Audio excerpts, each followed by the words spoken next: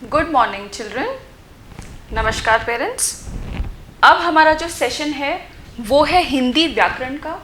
और हिंदी व्याकरण में बच्चों, जैसे हम लास्ट सेशन में मैंने आपको समझाया था भाषा जो आपको समझ में आ गई होगी। जैसे जिस लैंग्वेज में मैं, भाषा का मतलब क्या है, जो जिस साधन से मैं आपसे बात कर पा रही हूँ, जिन शब्दों का प्रयोग करके मैं आपसे, यूज़ करके मैं आपसे बात कर पा रही हूँ, उसको भाषा कहते हैं।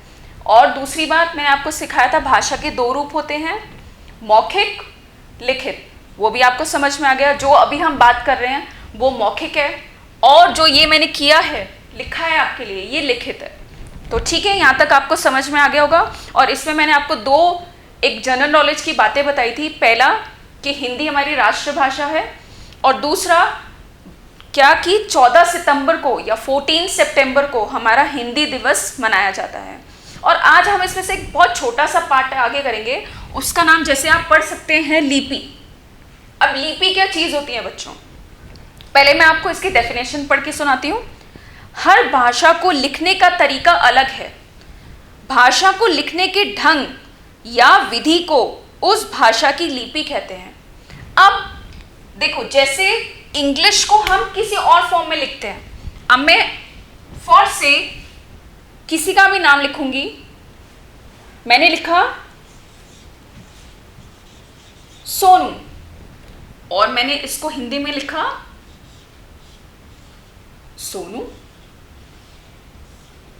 तो मैंने कुछ तरीका यूज करा ना इन दोनों लैंग्वेज को लिखने में। तो जिस तरीके को, जैसे इसमें मैंने हिंदी शब्दों का प्रयोग करा है, इससे मैंने इंग्लिश शब्दों का प्रयोग करा है। तो जिन शब्दों को मैं प्रयोग कर रही हूं, लिपि मतलब जो इसमें शब्द यूज हो रहे हैं, जो इसमें वे यूज हो रहा है, वे मतलब साधन, उसको हम क्या कहते हैं, उसको हम लिपि कहते हैं। फिर इनका देखो, हर भाषा को लिखने का तरीका अलग है। अब मेरे को फ्रेंच लिखनी नहीं आती तो मैं आपके लिए फ्रेंच भी लिख देती। सब चीज को भाषा का लिखने का तरीका अलग है। अब इसको डिफाइन करते हैं। भाषा के लिखने के ढंग या तरीके को, इसके वे को या साधन को या इसके तरीकों को क्या कहते हैं, हम लिपि कहते हैं। उस भाषा की लिपि कहते हैं। तो हिंदी भाषा की जो लिपि है वो क्या है, देवनागरी। तो हिंदी भाषा की लिपि क्या है, नागरी। ठीक है, सॉरी फॉर द मिस्टेक। अब हिंदी भाषा की जो लिपि है, वंस अगेन देवनागरी नहीं, मेरे जैसी मिस्टेक मत करना प्लीज, ठीक है। तो इसकी जो लिपि है वो है देवनागरी। तो हिंदी भाषा की जो लिपि है उसका नाम क्या है बच्चों, देवनागरी। तो हम हिंदी व्याकरण पढ़ रहे हैं, इसलिए हमें अभी क्या है, हमें इंग्लिश से कोई लेना देना नहीं है, तो इसको हम मिटा देते हैं। तो हमें क्या, अभी हम हिंदी व्याकरण पढ़ रहे हैं, हमें हिंदी से मतलब है। तो हिंदी भाषा की जो लिपि है उसको क्या बोलते हैं, ब्रेक कर लो आप स्पेलिंग को,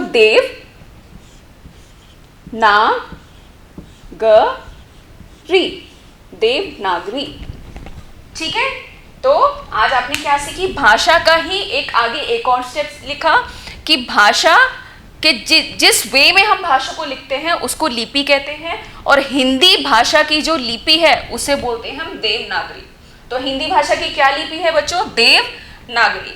अब आगे जब हम बढ़ते हैं इसमें, तो हमने आपको देखो, अपनी बात दूसरों तक पहुंचाने के लिए हम भाषा का प्रयोग करते हैं। पहली चीज, भाषा के दो रूप होते हैं, मौखिक व लिखित, और भाषा के लिखने के ढंग को लिपि कहते हैं। ठीक है। अब इससे रिलेटेड जो क्वेश्चन आंसर्स हैं बच्चों, मैं आपको बोर्ड पे लिखाऊंगी तो आपके लिए बहुत मुश्किल हो जाएगा, इसलिए मैं आपको पूरा रिटन में पैटर्न दूंगी, और वही पैटर्न आप अपनी, आज आपको हिंदी व्याकरण का बहुत सारा होमवर्क मिलने वाला है, और उस होमवर्क को आप अपनी फेयर नोटबुक्स में कॉपी करेंगे।